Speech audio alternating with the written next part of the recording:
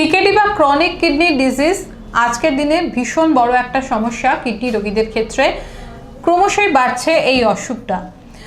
কিন্তু যাদের সিকেডি ধরা পড়ে তাদের কি একটাই চিকিৎসা, সেটা কি ডায়ালিসিস? এই বিষয়টা নিয়ে আজকে আমরা একটু ডাক্তারবাবুর সঙ্গে কথা বলবো এবং পেশেন্টের সঙ্গে কথা বলবো, যিনি কিন্তু এরকমই একজন ক্রনিক কিডনি ডিজিজের পেশেন্ট ছিলেন এবং তিনি যখন চিকিৎসা করতে এসেছিলেন প্রথমে তাকে অনেকজন চিকিৎসক বলেছিলেন যে এবার কিন্তু এনাকে ডায়ালিসিস করতেই হবে। তারপর তিনি দক্ষিণ ভারতে চলে যান। দক্ষিণ ভারতে গিয়ে তিনি সেখানেও একইভাবে চিকিৎসা জন্য ডাক্তারবাবুদের দেখান, সেখানেও একই কথা বলা হয় যে ডায়ালিসিস করতে হবে।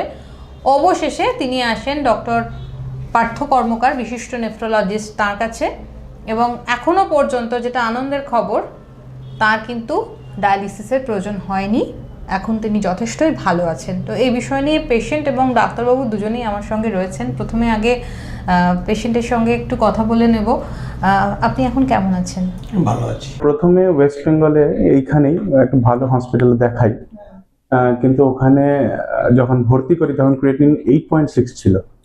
তো ডাক্তারবাবু ওখানে বলেছিলেন যে এবার আমাদেরকে হয় ডায়ালিসিস নয় ট্রান্সপ্ল্যান্টের দিকে চিন্তা করতে হবে, আর ওইভাবেই ওনারা ট্রিটমেন্ট শুরু করেছিলেন।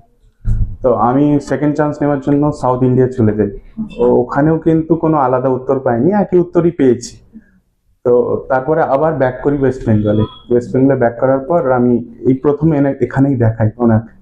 তো ডায়ালিসিস ছাড়াই বাবার ক্রিয়েটিনিন এখন 5.4, আজকের রিপোর্ট, মানে আজ সকালে রিপোর্ট করা।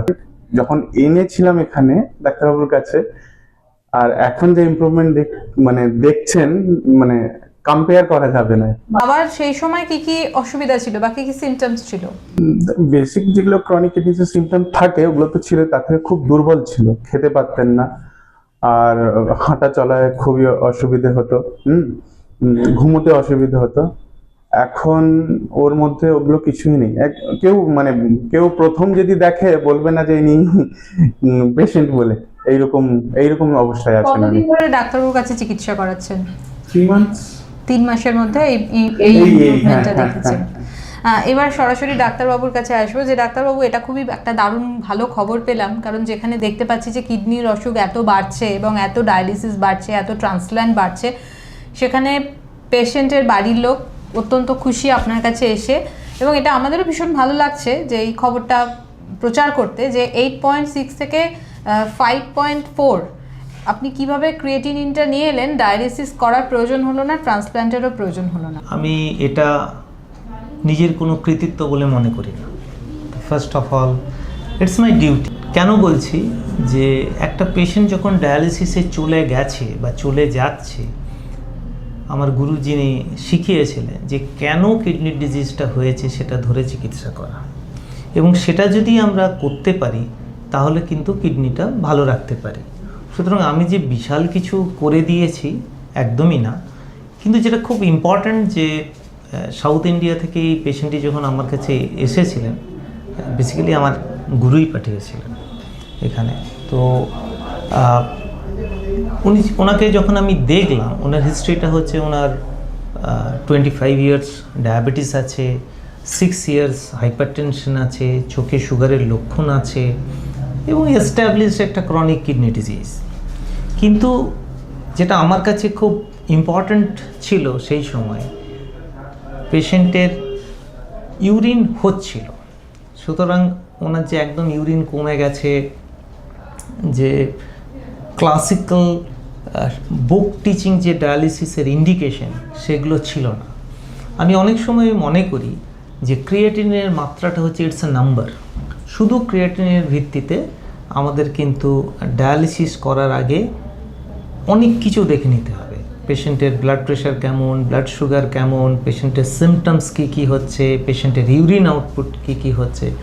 সুতরাং প্রথম যখন ওনারা আমার কাছে এসেছিলেন, ডায়ালিসিসের জন্যই এসেছিলেন, কিন্তু আমি সেই সময় একটু রিস্ক নিয়ে ওনাদেরকে বলেছিলাম আপনারা, তখন সেই সময় প্রেশারটাও বেশি ছিল এবং কিছু ওষুধ উনি খাচ্ছিলেন যেটাতে কিন্তু ইউরিয়া ক্রিয়েটিনের মাত্রা বাড়তে পারে, একটু ডায়ুরেটিক্স বেশি খাচ্ছিলেন।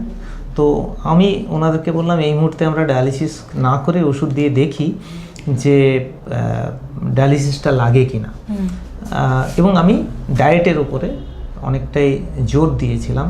এবং সবথেকে ইম্পর্টেন্ট যেটা হচ্ছে যে পেশেন্ট এবং পেশেন্টের ছেলে যিনি এতটাই কমপ্লায়েন্ট, এরকম পেশেন্ট পাওয়া একটা ভাগ্যের ব্যাপার। Success comes with the cooperation from the patient এবং পেশেন্ট ফ্যামিলি মেম্বার্স। সেই ডায়েট করে প্রেশার কন্ট্রোল করে আস্তে আস্তে দেখতে থাকলাম যে পেশেন্টের উন্নতি হচ্ছে, ফিজিক্যাল ইমপ্রুভমেন্ট হচ্ছে। দেন আমরা মানে এবি ফিস্চুলা বানিয়ে দিলাম, because multiple renowned doctors অ্যাডভাইজড dialysis, এবং তখন ক্রিয়েটিনটা অনেকটাই বেশি ছিল।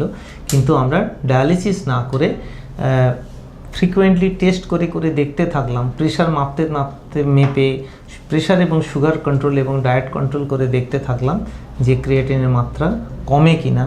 And today I am very happy যে 8.6 থেকে ক্রিয়েটিন কমে আজকে 5.4 হয়েছে। এবং কিডনির ডিজিজ যেটা মেইন ট্রিটমেন্ট হচ্ছে sugar control, pressure control, diet control. What ever the reason, যে কারণেই কিডনি খারাপ হোক, যদি প্রেশার কন্ট্রোলে থাকে, যদি সুগার কন্ট্রোলে থাকে, কিন্তু দ্রুত ডায়ালিসিসে চলে যাওয়ার সম্ভাবনা অত্যন্ত কম।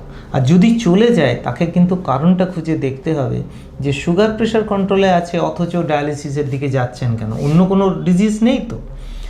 এই সূত্রে বলি, রিসেন্টলি আমার একজন পেশেন্ট সাউথ ইন্ডিয়ারই, তার ক্রিয়েটিনিনের মাত্রা 2019-এ প্রথম ধরা পড়ে একটু বেশি। ডাক্তারবাবুর আন্ডারে ওনারা রিলিজিয়াসলি দেখাচ্ছিলেন সাউথ ইন্ডিয়াতে, এবং এভরি 3 months, এবং সেক্ষেত্রেও ছেলেরা খুব বেশি অ্যাটেন্টিভ, খুব বেশি কমপ্লায়েন্ট।